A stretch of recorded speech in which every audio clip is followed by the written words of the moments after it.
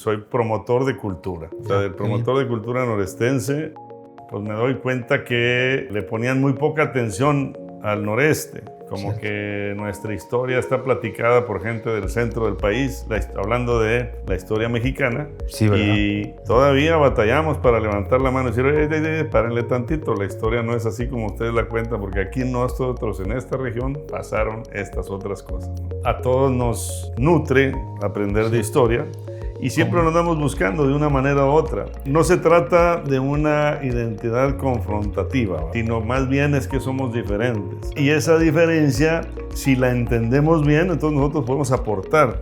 Lo digo, los pueblos no necesitan dádiva, necesitan que los aprecies. Cierto. ¿Ah?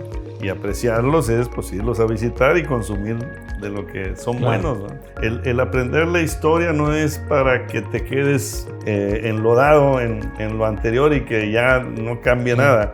Es entender de dónde venimos, porque para donde vamos va a ser diferente, sin ninguna duda, ¿no? Y espero que esa diferencia sea para mejor. Sí, claro. En Hablando de Negocios nos atrae proporcionar información de interés cotidiano. Entrevistamos a expertos de diversas áreas que nos ofrecen un panorama de nuestro contexto, porque todo lo que sucede a nuestro alrededor impacta de una forma u otra en el mundo de los negocios.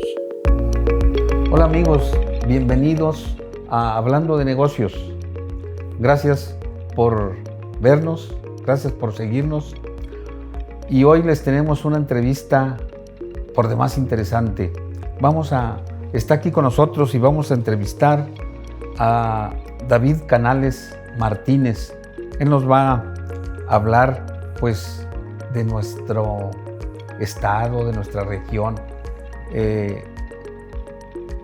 Quédense porque va a estar muy interesante la plática. Bienvenido David, gracias por aceptar la entrevista. Saúl, muchas gracias por la invitación y con mucho gusto de estar aquí platicando contigo. Muy bien, pues vamos a iniciar. Si nos dices una semblanza de tu preparación, así breve, porque luego vamos a hablar mucho más para abajo, pero una semblanza para ubicar a nuestros para hacerlo seguidores. Cortito, David Canales es norestense. Sí, ¿verdad? Yo soy ingeniero mecánico administrador, bueno, papás, abuelos, y al menos la mitad de los bisabuelos acá del noreste de México. Y yo nací en Monterrey, Nuevo León. Somos 6 hermanos. Yo soy el segundo y estudié ingeniero mecánico administrador en el TEC de Monterrey. Y por 35 años me dediqué a la industria como empleado. Bueno, en ciertos lapsos como emprendedor, pero no me fue tan bien. Regresé a la industria. Y hace apenas un par de años que ya me dedico 100% soy promotor de cultura.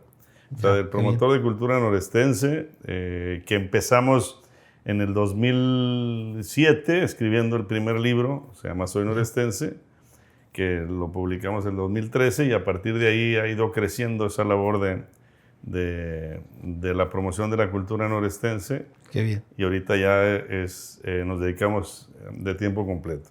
Ah, qué bien. Muy bien. David, ¿y cómo nace tu gusto por la historia regional del noreste mexicano, siendo tú, pues, como decías, ingeniero mecánico? Sí, bueno, pues desde chico el buen lector se conoce mejor porque te vas dando cuenta qué libros son los que más te gustan, más te atraen. Y de esa manera te ayuda a conocer lo que puede ser más interesante para ti. Cierto. Y cuando hablamos de historia, siempre los personajes de historia, como que me llamaban la atención. Y luego, creciendo, pues me doy cuenta que le ponían muy poca atención al noreste, ¿eh? Como que nuestra historia está platicada por gente del centro del país, hablando de la historia mexicana. Sí, ¿verdad? Y todavía batallamos para levantar la mano y decir, párenle tantito, la historia no es así como ustedes la cuentan, porque aquí nosotros en esta región pasaron estas otras cosas, ¿no? Y habiendo ese déficit, por así decirlo, entonces como que me cayó el saco y dije, bueno, pues aquí hay un área de oportunidad, ¿no? Qué bien. Hay gusto, hay disfrute por hacerlo y hay una necesidad porque poco se habla de eso, ¿no? Cierto. Y ahí se juntó el hambre con las ganas de comer. Ya, qué bien. Muy bien. Has dicho, por ahí lo vi, que eres historiador y escritor por necesidad. ¿Qué significa eso para ti, David? Híjole, es que pues se siente ese gusto por compartir los conocimientos, Sí. ¿no? Cuando daba clases de ingeniería o bueno, de varias cosas me tocó dar clases, siente uno muy gratificante, ¿verdad? Como que aprendes más el maestro que el alumno en muchos de los casos, ¿no? Y eso pues se va aquilatando, entonces luego va siendo una necesidad, ¿verdad? O sea, hay un conocimiento que tienes que compartir, ¿verdad? O sea, que no lo puedes tener aquí guardado, sino hay que compartirlo, porque esa es la manera en cómo lo puedes aprovechar y aquilatar. Bien. ¿Cómo ha influido tu experiencia en la industria en tu manera de investigar y narrar la historia?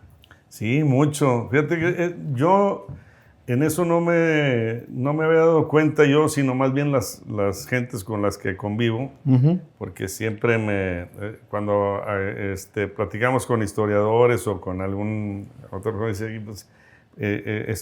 tú luego estructuras o quieres estructurar. O sea, tengo esa carrera de ingeniería que me hace ser estructurado, no sé si esa sea la palabra correcta, y entonces al momento de hablar de historia, como siempre digo yo, es más importante en la historia entender la época, ¿no? En la que estamos viviendo, la que estamos estudiando, y ver de dónde vino esa época y a dónde fue después la época, y como que me ayuda a estructurar de esa manera y hilo las cosas. Cierto. Qué bien. ¿Qué te motiva a enseñar como catedrático por afición y qué experiencias te ha dejado? Pues muchísimo. La verdad es que pues todo va para eso, ¿eh? Lo comentaba hace ratito. Vas aprendiendo, compartiendo el conocimiento y retroalimentándote, ¿no? Cierto. Y viendo a la gente, o sea, cuando dices que los logros, pues sería que la gente a la que te transmiten esos conocimientos queda enganchada, ¿no? Por así decirlo. O sea, yo siempre digo que a todos nos nutre aprender de historia, y siempre lo andamos buscando de una manera u otra, pero no lo sabemos tanto. Entonces, en el momento que aprendemos uno, inclusive me ha tocado decir, mira, ya aprendí algo el día de hoy, ¿no? O sea, como que es una motivante del ser humano de que vayamos aprendiendo, creciendo, desarrollándonos, ¿no? Cierto. ¿Qué diferencia encuentras en enseñar en un aula formal y en un taller independiente como Historia del Noreste? Pues es mucho más, en mi caso, por ejemplo, los talleres de historia o las pláticas, y siempre trato de hacerlo más personalizado, ¿no? Es una manera de asegurarme de que está la persona recibiendo lo que necesita y que me retroalimente, ¿no? En un salón de clases, pues de 20 o 30 alumnos, quizás 5 se nos escapan y no sabemos qué aprendieron o no. Ya. Y en un taller sí es una interacción continua. Y entonces, inclusive, la expresión de ellos nos permite tener una retroalimentación de que si vamos bien o hay que ajustar de alguna manera lo que estamos presentando. Cierto, ¿no? Qué bien. ¿Por qué consideras que es importante la historia del noreste para comprender nuestra identidad regional? Sí, pues es nuestra identidad, precisamente. O sea, ¿de dónde venimos? Si no, no. Para poder conocernos y saber hacia dónde vamos. Y yo cuando hablamos de la región noreste, que para facilitar las cosas, Nuevo León, Coahuila y Tamaulipas y el sur de Texas, pero no se trata de una identidad confrontativa, ¿verdad? O sea, no estamos hablando de que nosotros somos mejores que los de Oaxaca, o que, sino más bien es que somos diferentes. Cierto. Y por muchas razones, ¿no? Y la principal razón es por lo que hemos vivido nosotros atrás. Claro. Y esa diferencia, si la entendemos bien, entonces nosotros podemos aportar. Porque sabemos lo que tenemos, sabemos lo que somos. Es como, la identidad de un pueblo es como la identidad de una persona, ¿no?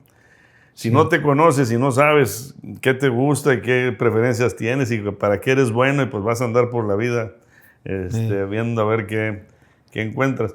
Pero si conoces y sabes por lo que hemos pasado y cómo hemos actuado y por qué razones somos como somos, pues podemos aportar y planear nuestro presente y nuestro futuro de una manera más directa, por así decirlo. Cierto. Y además es un placer, o sea, conocer nuestra identidad nos hace seguros. Cierto. ¿Ah?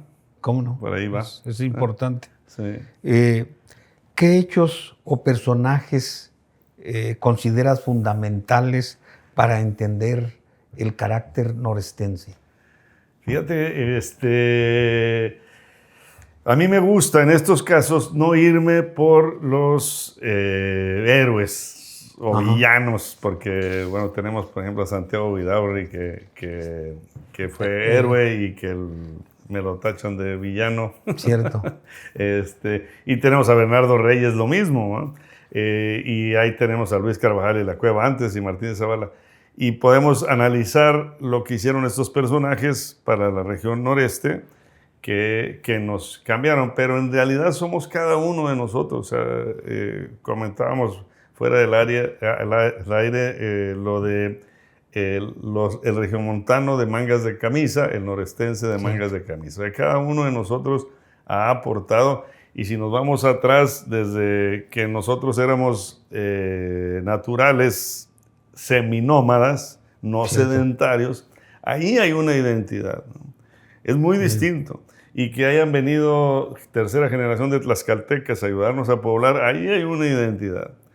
Y que los primeros pobladores europeos hayan sido algunos sefardíes y algunos vascos, en mayoría, también hay una identidad. Y luego la llegada de los alemanes al sur de Texas, que nos bañan también con una identidad. Entonces, hemos sido un pueblo que hemos sabido aceptar a la gente que va llegando y a sumar, ¿no?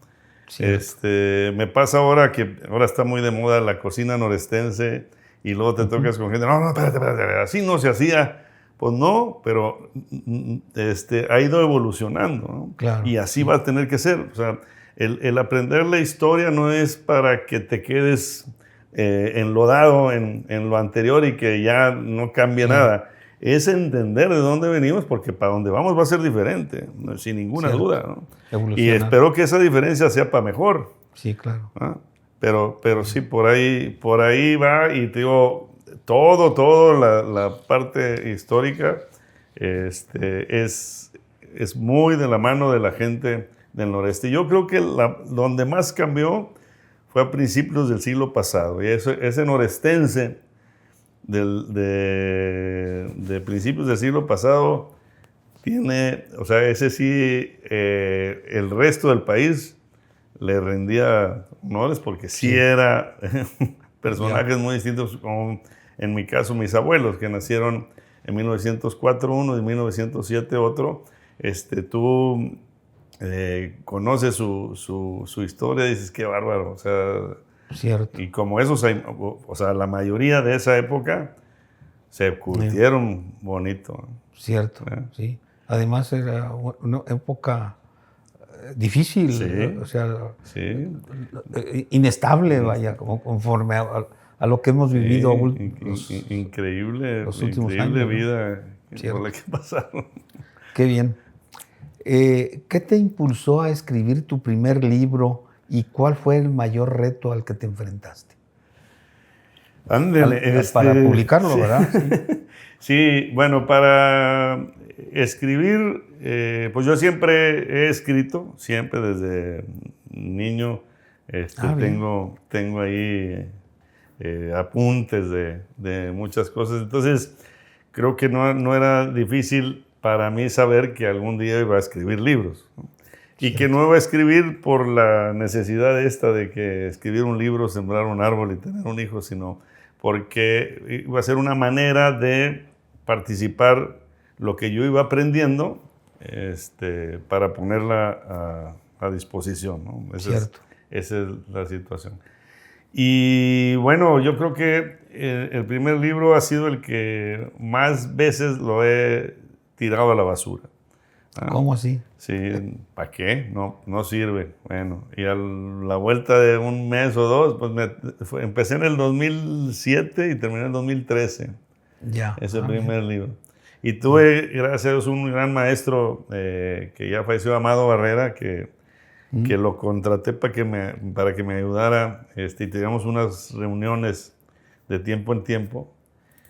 Y pues sí, pero siempre era no tiene caso, ¿no? Y ahí va para atrás. Y bueno, pues siempre sí. Ya. Y a la hora que empecé con la impresión, que me ayudó Roberto, mi hermano, en ese entonces tiene una empresa, y me ayudó a financiar esa parte de edición, maquetación, impresión. Ya con el libro en la mano, ahora había que presentarlo.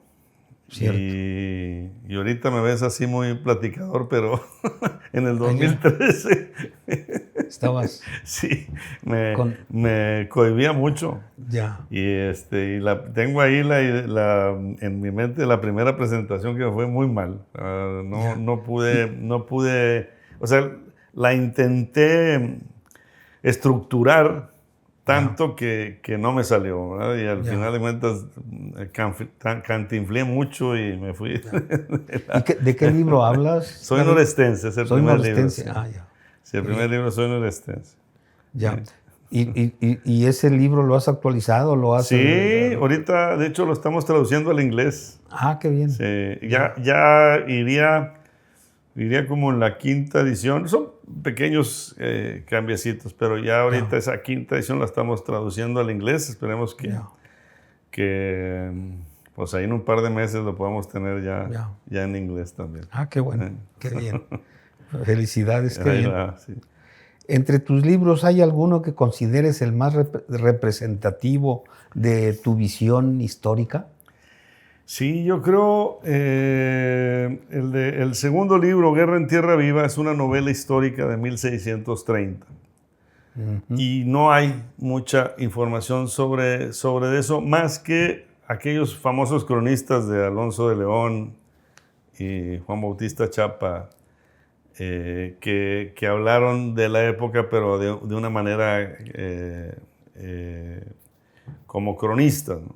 Cierto. Y aquí yo me aboqué mucho a entender cómo vivían esos pueblos que apenas estaban empezando, y hice un personaje real que lo novelé, porque pues hay muy poca información, y hice una novela en ese tiempo, y creo yo que es algo que puede aportar mucho a entender esos primeros pueblos, porque ahora nos pasa ahora con las nuevas generaciones, cuando dicen que Monterrey o Nuevo León o el noreste es industrioso. Pues nosotros, la industria empezó por ahí de 1860, las primeras industrias, y eran muy incipientes. Sí. Y antes que había, no había industria. Sí, no había nada. Todavía tenemos nosotros a finales de 1800, cada año se triplicaba la inversión industrial. O sea, 1890 a 1900 fue un crecimiento increíble ahí. Pero antes no teníamos nada de eso. Entonces, el poner en una novela de una manera más o menos didáctica y dinámica cómo se vivían en los pueblos, creo que pues me gusta mucho eso. Ya, qué bien. Oye, en Matilde exploras tu historia familiar. ¿Qué impacto tuvo esa experiencia en tu labor como escritor? Sí, de repente me digo, híjole, se me hace que no me metí en camisa de 11 varas. Al último tuve que modificar los nombres de mis abuelos, o sea, son 6 generaciones. Me fui a mi tatarabuelo y a mi hija. Y del lado de mis abuelos, mis papás y un servidor, cambiamos un poquito los nombres, pero pues es muy real. O sea, son cosas que realmente sí pasaron. Hay unos, tuve que novelar, por ejemplo, el asunto del piano, que sí está, pero pues ahí no, la carta, por ejemplo, que bueno, si no la han leído. Qué bien. Pues fue una experiencia diferente a otros libros, ¿no? Sí, muy padre. Todos los libros tienen siempre algo del escritor, ¿no? Pero sí fue todo completamente. El hecho de que mi bisabuela murió en un incendio en la catedral fue cierto. Ya, mira. Y fue algo muy complicado para la familia. ¿Cómo no? Muy bien. ¿Qué retroalimentación has recibido de tus lectores y que te haya marcado especialmente? ¿Tienes algún antecedente? Sí, bueno, la mayoría de los que sí han leído la obra, me dicen que lo leen muy rápido, muy fluido. Y eso me gusta mucho y es algo que procuro en mis escritos. Si tú agarras una de mis novelas, no voy a ser muy descriptivo, por ejemplo. A mí me gusta mucho poner a pensar al lector. Si te describo exactamente cómo me iba vestido y cómo era la casa y todo eso, pues bueno, hay escritores que sí lo hacen muy bien, pero yo te dejo a que tú vayas haciendo el personaje ahí.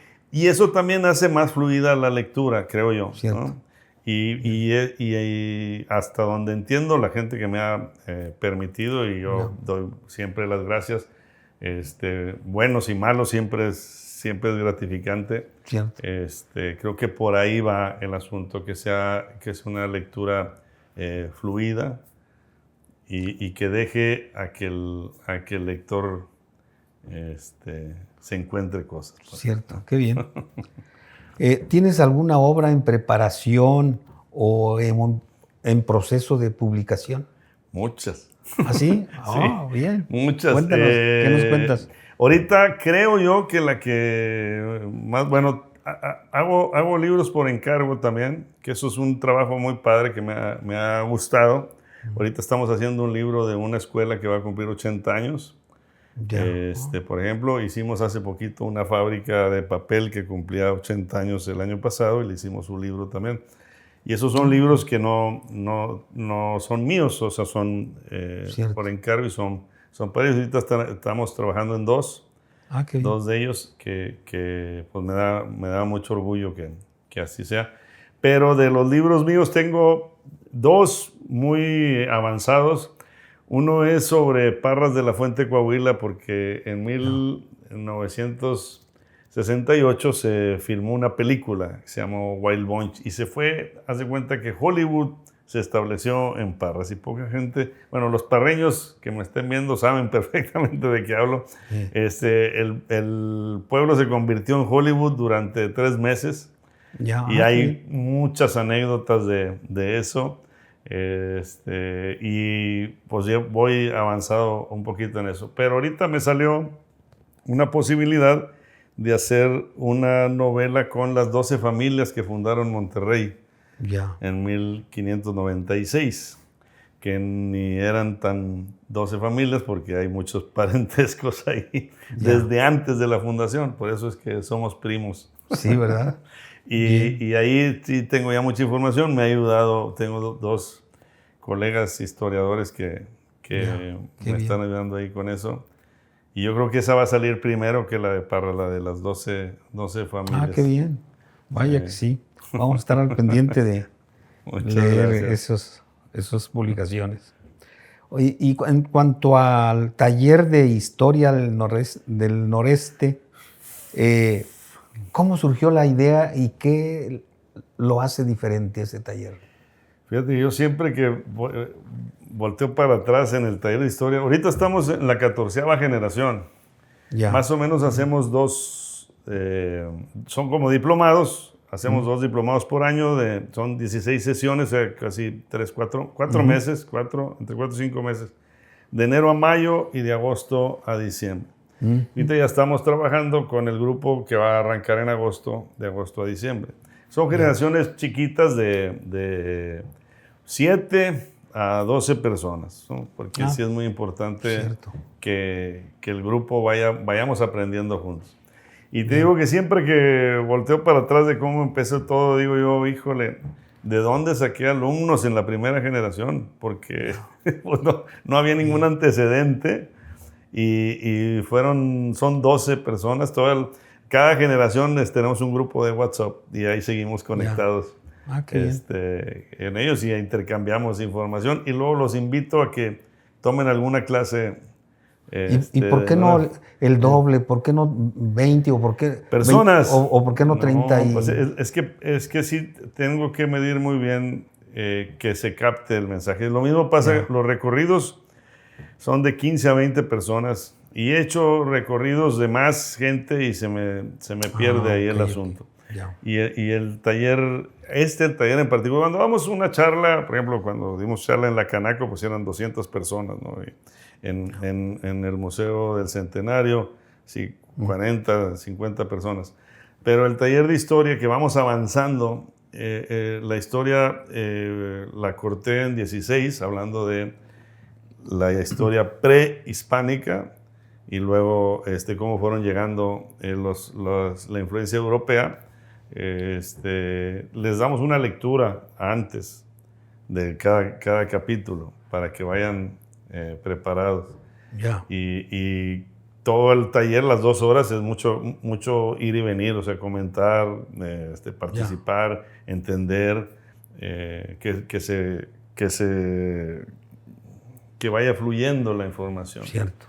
Sí. Qué bien. Precisamente eso era una pregunta que tenía. ¿Qué temas abordan en esos 16 Pues la historia del noreste. A final de cuentas, pues es la historia de México, pero cómo se vivió en el noreste, ¿verdad? Todo país hispanoamericano divide su historia en prehispánica y luego la parte de la colonia, aunque no éramos colonia, pero la parte colonial, y luego la independencia y la parte de la vida como país. Y los acontecimientos fueron los que fueron dando los capítulos, ¿no? Hablamos de los chichimecas, se llama el primer capítulo, y ahí nos vamos desarrollando. Y cuando hablamos, por ejemplo, de la guerra contra Estados Unidos, pues no hablamos de los niños héroes, sino hablamos de la batalla de Matamoros, Monterrey y Angostura, que fue cruentísima.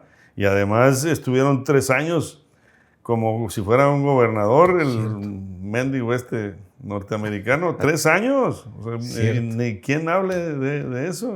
Cuando hablamos de la guerra de Estados Unidos, los niños héroes y que se aventó uno ahí en una bandera.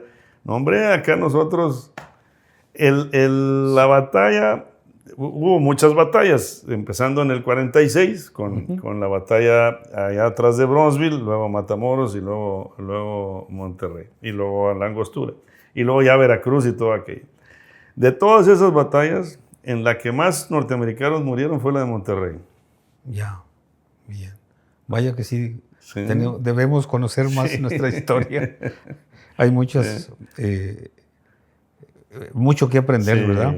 vamos aprendiendo. Oye, ¿y qué tipo de personas participan en esos talleres, David? Pues de todo, fíjate, gracias a ¿Sí? Dios, sí, hemos tenido jovencitos muy aplicados Ya, qué y bien. señores grandes también con mucha conocimiento. Híjole, no sé quién pudiera haber sido el mayor, pero el semestre pasado hubo una señora de más de 90 años. No sabes qué chulada de alumna. Mira, qué bien. Y una de sus hijas le ponía la pantalla y todo, y ahí participando y aprendiendo. Ah, qué interesante. Y jóvenes, pues el más jovencito fue una niña de, creo que 16 años, ha sido la alumna más joven. Ya. Entonces. Y hombres y mujeres. Entonces, ahí, cuando haz de cuenta, agarramos la clase de ayer, que hablábamos de las revueltas revolucionarias, y luego les pongo, a ver, ¿cómo tienen a Francisco y Madero ustedes? No, pues me salió un maestro de escuela y dice, no, malísimo, es el peor presidente que hemos tenido. Y por acá, otro joven que dice, no, espérame, pero Madero. Y eso enriquece mucho. Ya, cierto, qué bien. ¿Cómo ha evolucionado tu taller desde la primera generación a hoy día? Muchísimo, sí. ¿Sí, Digo mucho? que de repente hasta me da pena con esta primera generación. La hicimos presencial y yo llevaba los libros de donde sacaba las fuentes y ahí los íbamos leyendo y íbamos poniéndole. Luego se nos vino la pandemia después de la segunda generación y la tuvimos que hacer virtual. Y ahorita ya lo hacemos medio híbrido, pero lo virtual la verdad es que es muy cómodo. Entonces Cierto. todo el mundo lo puede tomar y pueden estar inclusive Sí, ¿verdad? cenando. A ver, me tocó un alumno que siempre estaba con su copita de vino tomando el taller ahí en su casa muy cómodamente. Muy cómodo, qué bien. Pero sí hemos evolucionado mucho. Ahora ya tenemos libro de texto, donde viene todo el material que vemos en la clase, lo tienen ellos en su libro y está certificado por la Universidad Autónoma de Nuevo León. Y tenemos el diploma, si cumplen con el porcentaje de asistencia, tienen su diploma. Y muy bien. Seguimos creciendo, ahí van. Qué bueno, felicidades. Gracias. Eres un explorador por naturaleza. ¿Qué te impulsa a recorrer pueblos y montañas del noreste? Híjole, padrísimo. Pues yo creo que una de las maneras de conocer la historia, yo la veo, a ver si no me faltan, pero serían 4 maneras. O sea, los libros es una fuente muy importante, libros, archivos y todo eso es muy importante de la historia. Maestros también, hemos tenido muchos. Y ahí en los pueblos, ahí tienes unos maestrazos, ¿verdad? O sea, no terminamos de visitar un pueblo sin que conozca una persona. Por ejemplo, el domingo hicimos un recorrido a Bustamante y llegamos con Don Abel, que hace el mezcal. Y entonces estamos platicando de cómo cocen la piña y luego nos fuimos más para atrás, ¿verdad? Porque esto es ancestral, ¿verdad? Es un proceso ancestral. Y él decía que pues sus antepasados y que... y ahí hay un chorral de información y de aprendizaje que se nos pierde, y eso visitando los pueblos es como puedes conocer. ¿Tienes, qué rol tienen los recorridos turísticos que organizas en cuanto a difusión de nuestra historia? Sí, fíjate, eso fue como un accidente, yo creo, porque yo empecé con la parte de los libros, ¿no? Y en la parte de los libros, pues mi reto importante fue que lo pudiera presentar, ¿eh? Y ya pues a fuerzas de que había que presentarlos, luego nos fuimos haciendo a los talleres y las charlas. Bueno, charlas primero y luego talleres en el Museo de Historia Mexicana. Cada rato participo y me sirve a mí mucho ahí eso. Y en una visita de unos familiares de un compadre mío, José Manuel Guajardo, hicimos él y yo un recorrido caminando por las calles de Monterrey para esos visitantes. Y ahí luego me cayó el 20 de que quizás no todos van a leer mis libros, quizás, o sea, no todos van a participar en mis charlas y talleres, pero todos pueden ir a un recorrido. Todo el mundo. Ahí sí, es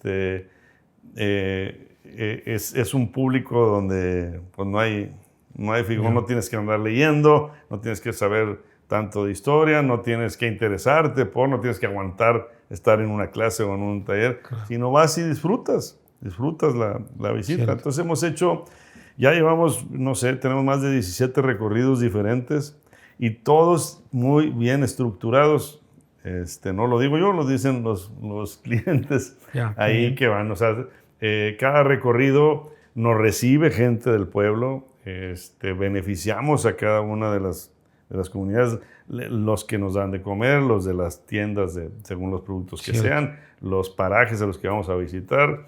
Si cuando vamos a las iglesias les damos una gratificación a la iglesia, en fin, estamos constantemente platicando con ellos en retroalimentación.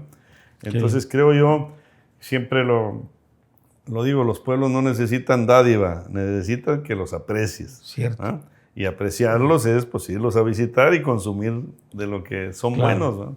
Y hay cosas que se nos están perdiendo, pero ahí vamos, ¿no? Hablando ahí de Bustamante, todavía se hacen las mecedoras con el palmito tejido, que eso es ancestral, ¿no? Y es una labor padrísima que ojalá pudiéramos que no se además, perdiera, ¿verdad? Yo recuerdo que hacen un pan delicioso. Ah, bueno. Bueno, el pan no olvida. Sí, ¿verdad? Bien. Oye, precisamente promueves productos típicos del noreste. ¿Qué buscas rescatar o comunicar al hacer eso? Después de los recorridos vino esta labor de traer productos de los pueblos al consumidor final. Nosotros, los fabricantes de los productos locales en los pueblos, tienen una gran desventaja mercadológica, ¿verdad? Nunca van a poder estar en las tiendas comerciales grandes porque pues, no son perecederos, no tienen conservadores, no tienen el canal de distribución, no tienen la mercadotecnia. Claro. Y se vuelve complicado. Y luego la visita de la gente a los pueblos pues es muy esporádica. Cierto. Entonces lo que hacemos nosotros es que hemos encontrado una cantidad de clientes que están dispuestos a hacer sus pedidos una vez al mes y ir a recogerlos al punto de reunión, y yo me encargo de surtir esos pedidos, bueno, nosotros, porque es un equipo que tenemos, de surtir esos productos a un lugar y lo recogen en el punto. Y lo que tenemos es que el productor, por ejemplo, el pan de Bustamante, pues vende a precio que debe de ser. Cierto. Y el consumidor en su casa recibe el producto a precio que debe de ser. Y entonces beneficiamos ambos lados. Sí, ¿verdad? Y es pequeño, ¿no? Ahorita no hemos podido escalar un poquito más ahí esa parte, pero en cada uno de las unidades de negocios de Soy Norestense hay muchas áreas de oportunidad, ¿verdad? Que ahí vamos atacándolas poquito a poco. Cierto, qué bien. Y pues permites que mucha gente disfrute de esos productos, ¿verdad? Porque luego no...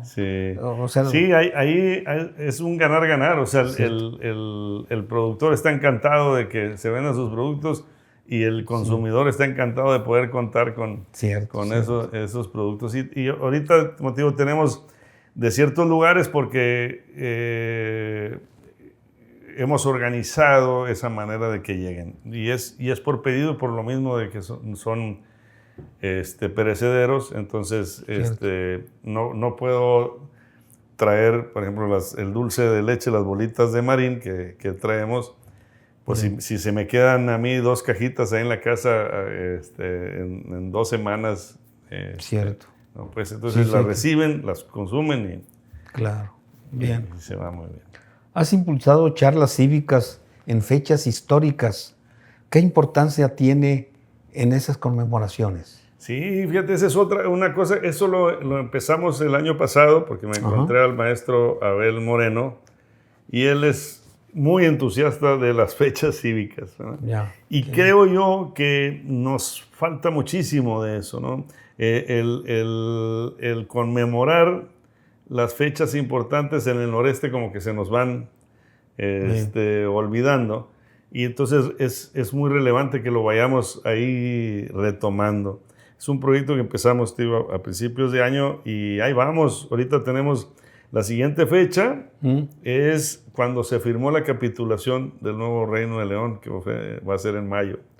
Y queremos también armar ahí eso como para hacer una situación anual. Y el objetivo final del 2025 es tener un calendario de unas 6, 7, 8 fechas importantes. Cierto. Que lo festejemos hablando de ello, o sea, informando de lo que significa el día que se firmó la Constitución del Estado Libre y Soberano de Nuevo León, por ejemplo. Cierto.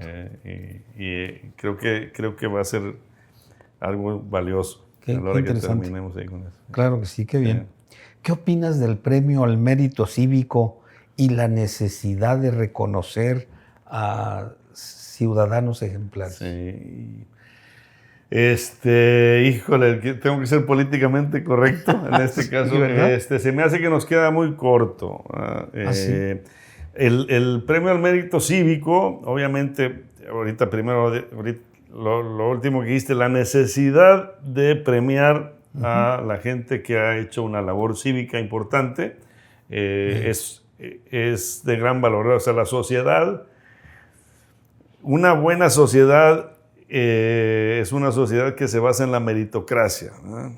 O sea, que valora a la gente que va haciendo méritos, ¿no? No a la gente que tiene más dinero, a la gente que tiene más poder, o la gente que, pues no sé, pero la gente que se ha esforzado y ha logrado un mérito, si se le reconoce, esa sociedad va a crecer, ¿no? Cierto. Y el premio al mérito cívico, pues es eso, debería ser eso, ¿no? Creo que está medio subvaluado, no sé si esa sea la palabra, porque la idea es que toda la sociedad de Nuevo León participe y ande mandando candidatos y que podamos nosotros con esos candidatos hasta votar o ver cómo le hacemos y tener presentes a los que ganaron ese mérito, porque ahí también luego los ganadores del mérito, del premio, tendrían un compromiso, porque ahora ya, pues ya ganaste un premio, ahora tienes que demostrar que sí te lo ganaste. Es un buen premio, es algo que deberíamos de aquilatar más. Yo creo que por ahí sería mi... Bien, qué bueno. Está bien, salió correcto. Muy bien, tu punto de vista. Promueves temas como el civismo, la sustentabilidad y el consumo consciente. ¿Qué te motiva a hacer eso? Pues no sé, fíjate, ahí sí es algo que me duele cuando no y me alegra cuando sí. O sea, cuando hay algo que no se aprovecha bien, hay un dolor, por ejemplo, algún tiradero de agua por ahí, o cuando vamos por un sendero y hay basura tirada, cuando vemos que alguna persona se porta de una manera que no debe de ser, hay dolor ahí. Y cuando vemos lo contrario, pues hay un gusto. Y pues promoverlo es como que alimentar ese gusto de hacer que las cosas se aprovechen, que la gente se porte como se debe de portar. Sí, ¿verdad? Podríamos ser mejores ciudadanos de lo que somos. Yo soy ferviente creyente de que quitar la materia de civismo en la primaria y secundaria está mal. Cierto. Sí. Es lo primero que deberíamos enseñar y aprender. Cierto, y al menos yo soy un ejemplo. Yo todavía recuerdo las materias de civismo ahí en el tercero de primaria, cuarto, qué sé yo. Pues sí. Recuerdo la enseñanza y la sigo, por cierto. Claro. Sí, qué bien. Bien. ¿Qué libro estás leyendo actualmente y qué valor te ha dejado? ¿Nos comentarías eso? Bueno, sí, normalmente tengo varios libros leyendo al mismo tiempo, porque trato de que no sean todos de historia y no todos de historia del noreste. Claro. Hay libros que, bueno, tengo gracias a Dios, una biblioteca amplia en su casa. Gracias. Y ahí tengo un lugar especial para los que siguen por leer. O sea, tengo por ahí, ahorita ya se me van juntando. Pero la respuesta del cuál estoy leyendo uno sobre la gastronomía del noreste, escrita por el conde de Agualeguas, que está preciosa, fabulosa.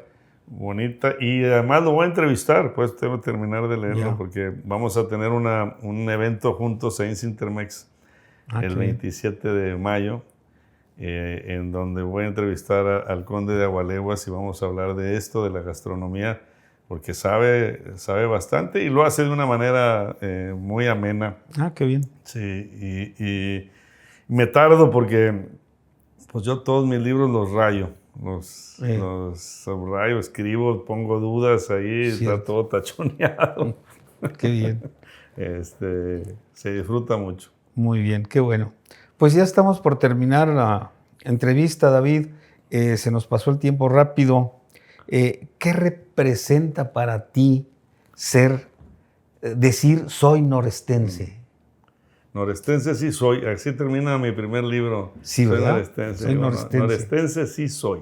Es la última frase del libro. Muy importante porque comentábamos hace rato de esta identidad, ¿verdad? A veces hay gente que dice que va por la vida, no, tú sé lo que tú quieras hacer y eres libre de así serlo, ¿verdad? Pero no hay ninguna duda. O sea, nuestros genes ahí los traemos, o sea, no nacemos solos. ¿No? Nadie nace solo. Traemos mucho bagaje atrás. Ahora, como somos sedentarios y ya tenemos pues, no sé cuántas generaciones de ser los sedentarios, se nos diluye un poquito en el consciente, pero no en el subconsciente, ¿no? Eso no lo podemos negar. O sea, nuestros padres, nuestros abuelos, nuestros bisabuelos, nuestros tatarabuelos, aquí están.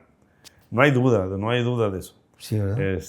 Si tenemos conciencia de ello, pues lo podemos aprovechar más y utilizar de mejor manera. Y creo que todos tenemos que estar orgullosos de lo que somos, de dónde venimos. Perdón, al revés. Todos debemos de estar orgullosos de dónde venimos para poder ser mejores personas de cómo somos y cómo seguimos más adelante. Y no nos podemos avergonzar de ello. A veces me ha tocado a mí gente que dice, no, yo nací pobre y de ahí salí. Perfecto, qué padre, ¿no? O sea, felicidades, ¿no? Y si alguien nació con mayores posibilidades, como en mi caso fue, pues a mí me pagaron escuela y todo, pues ahora tengo más responsabilidad. No lo puedo negar, ni no puedo tacharlo. Qué bueno que así se pudo. O sea, mis papás pudieron hacerlo. Ahora yo tengo esa responsabilidad para adelante. Pero la tengo porque sé que de así venía, ¿no? Y igual si tú vas tengo amigos, gracias a Dios, en toda la República, y cuando platicas con gente de Jalisco, digo, pues que enorgullezcanse de ser la perla de Occidente y todo lo que ustedes traen ahí. Eso no lo tenemos nosotros. Nosotros tenemos otra cosa de que enorgullecernos, pero cada quien tendrá que orgullecerse de lo que nos trajeron aquí. Has hablado de los norestenses que nacen aquí en la región, pero en la población en general tenemos muchos que no nacieron aquí o que llegaron. Y bienvenidos. Claro, sí, ¿verdad? Sí, claro, pero también habría que inmiscuirlos en esta cultura, claro, ¿verdad? Sí, no, así es. O sea, se va permeando, ¿no? Acuérdate que a donde fueres, haz lo que vieres. Cierto. Y en una sociedad tan, bueno, así lo entiendo yo, o sea, el noreste tenía una sociedad muy estructurada, ¿verdad? Desde el principio tuvo que ser así porque no tuvimos minas de oro y plata, no tuvimos grandes haciendas, no tuvimos pirámides anteriormente y no tuvimos dominicos, bueno, jesuitas solamente en Parras, entonces los franciscanos tampoco nos dieron mucha bonanza, por así decirlo. Entonces la gente que venía había que adecuarse a lo que estaba viniendo. Y bienvenido, porque además de eso somos, o sea, toda la gente que ha llegado aquí, todos somos migrantes, ¿verdad? Cierto. De alguna manera ahora se toman esto de prueba de la saliva y salen que vienen de quién sabe dónde y para allá, pues ninguno te va a tocar que todos sus ancestros son de aquí, ¿verdad?